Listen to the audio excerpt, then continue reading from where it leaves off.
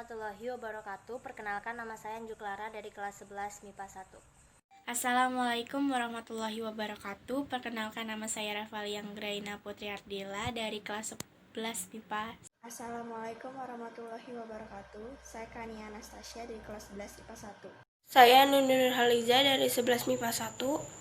Saya Lainun Nur Hamawati dari 11 MIPA 1. Assalamualaikum warahmatullahi wabarakatuh. Perkenalkan, nama saya Zahra Purwo Sugita Putri dari kelas 11 IPA 1. Kolonialisme dan imperialisme. Kolonialisme adalah pengembangan kekuasaan sebuah negara atas wilayah dan manusia di luar batas negaranya, seringkali untuk mencari dominasi ekonomi dari sumber daya, tenaga kerja, dan pasar wilayah tersebut. Kemudian ada imperialisme, yaitu sebuah kebijakan di mana sebuah negara besar dapat memegang kendali atau pemerintahan atas daerah lain agar negara itu bisa dipelihara atau berkembang karena telah ditaklukkan. Faktor-faktor pendorong kolonialisme dan imperialisme.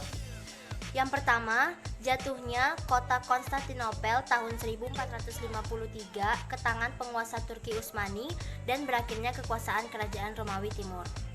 Yang kedua, kisah perjalanan Marco Polo ke dunia timur, yaitu perjalanan kembalinya dari negeri Cina melalui pelayaran. Yang ketiga, penemuan Kopernikus yang didukung Galileo bahwa bumi bulat. Dan yang terakhir, semangat Reconquista atau semangat pembalasan terhadap kekuasaan alam. Tujuan kolonialisme. Tujuan kolonialisme atau juga imperialisme kuno yaitu goal, kekayaan, glory, kejayaan, gospel, penyebaran agama. Kolonialisme bertujuan untuk menguras sumber-sumber kekayaan daerah kolonial demi mengembangkan industri dan memenuhi kekayaan negara yang melaksanakan politik kolonial tersebut. Tujuan imperialisme modern adalah adanya dorongan untuk mewujudkan daerah pemasaran industri, daerah penghasil bahan baku, daerah penanam modal. Imperialisme melakukan penjajahan dengan cara membentuk pemerintahan jajahan dan menanamkan pengaruh pada semua bidang kehidupan di daerah jajahan. Penjelajahan bangsa Eropa. Di Spanyol ada Christopher Columbus, ada Cortés, ada Ferdinand Magalhães, ada Sebastian Elcano, ada Pizarro. Lalu di Portugis ada Bartolomeus, ada Vasco, ada Alfonso, ada Francisco. Lalu berikutnya dari Belanda ada Cornelis de Houtman, dari Inggris ada Sir James Lancaster, lalu ada Sir Henry Middleton, lalu ada Thomas Stamford Raffles. Oke, sekian. Terima kasih. Penjelajahan bangsa Eropa. Belanda. Cornelis de Houtman, Banten 1596. Inggris, Sir James Lancaster, Banten 1602. Sir Henry Middleton, Maluku 1604. Thomas Stamford Raffles, Pulau Jawa 1811. Perjanjian Zaragoza adalah perjanjian yang dibuat untuk menyelesaikan pertikaian bangsa Spanyol dan Portugis karena bangsa Spanyol bersekutu dengan kerajaan Tidore dan bangsa Portugis bersekutu dengan kerajaan Ternate yang sedang bertikai 1521. Isi perjanjian. 1. Bumi terbagi atas dua pengaruh, yaitu pengaruh Spanyol dan Portugis. 2. Wilayah kekuasaan Spanyol adalah dari Meksiko ke arah barat sampai Filipina, dan wilayah kekuasaan Portugis adalah dari Brazil ke arah timur sampai Kepulauan Maluku. Kekuasaan Inggris, EIC, East India Company, didirikan pada tahun 1600, yaitu kongsi dagang yang didirikan pedagang Inggris dan berpusat di Kalkuta, India.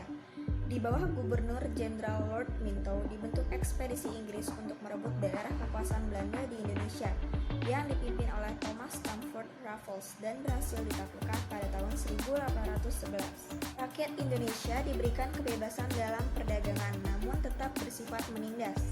Berdasarkan Perjanjian London 1815, Inggris harus mengembalikan wilayah kekuasaannya di Indonesia kepada Belanda dan pada tahun 1816 Indonesia kembali ke tangan Belanda.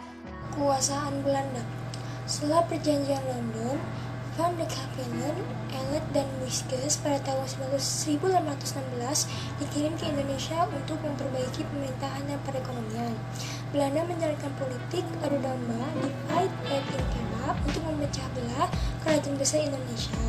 Selain itu, politik lain yang digunakan daerah jajahan Belanda seperti tanam paksa kultur, stelsel yang dijalankan Van der Bos dan sistem kerja paksa atau Rodi. Tentangan yang terjadi antara Belanda dan Indonesia, yang pertama kebencian golongan bangsawan, yang kedua kebencian golongan pedagang pribumi, dan yang ketiga kebencian golongan agama tertentu. Sebab-sebab utama perlawanan masyarakat Indonesia antara lain: 1. Sistem monopoli perdagangan oleh para pedagang Eropa. Yang kedua, perilaku bangsa Eropa yang sewenang-wenang. Yang ketiga, tindakan bangsa Eropa yang selalu ingin menguasai kerajaan dan wilayah yang dikuasainya. Di sini akan menjelaskan akibat kolonialisme dan imperialisme. Yang pertama, akibatnya perkembangan penanaman modal di daerah jajah oleh kaum partikel atau swasta. Yang kedua, perdagangan dunia semakin meluas. Yang ketiga, negara jajahan semakin miskin. Yang keempat, rakyat jajah serta kekurangan karena rakyat dibebankan berbagai macam kewajiban tanpa memiliki hak.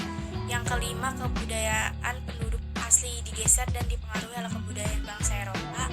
Yang keenam, kolonialisme Barat Indonesia tidak dapat dilepaskan dengan peristiwa di Eropa pada abad ke-8 sampai dengan abad ke-12. Yang ketujuh, perubahan-perubahan di Eropa membawa pengaruh terhadap dunia timur, diantaranya reformasi gereja abad 16 sampai 17, gerakan merkantilisme, revolusi Prancis dan ada perubahan yang timbul di Indonesia pada masa kolonialisme dan imperialisme. Yang pertama ada bidang politik, ada bidang ekonomi dan bidang budaya dan bidang sosial.